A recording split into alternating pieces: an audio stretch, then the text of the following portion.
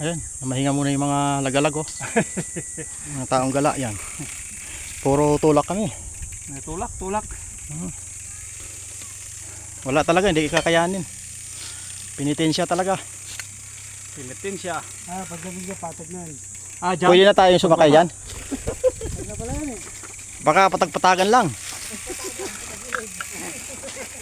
Tara. Sige, tara. Ay. Tulak na naman. Kaya pa. Mga tatlong bundok pa. Oh. Dito na lang. Mga ano na lang. Minsan lang to, lubos-lubosin na natin. Ay, maganda oh. Bundok pero may simentado oh. Ayun, pwede na pala dito. Patag na. Pwede na. Oh. Pwede na dito ah.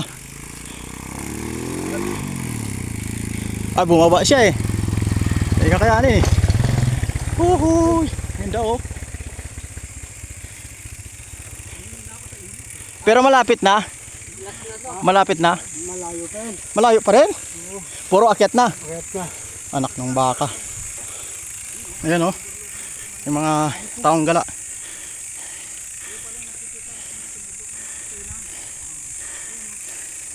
Hindi talaga kakayanin padyakan. Sobrang tarik. Kita mo na yung ano, kabayano na. Oh. Yan oh, overlooking oh. Pre, picture mo yung kabayanan, pre.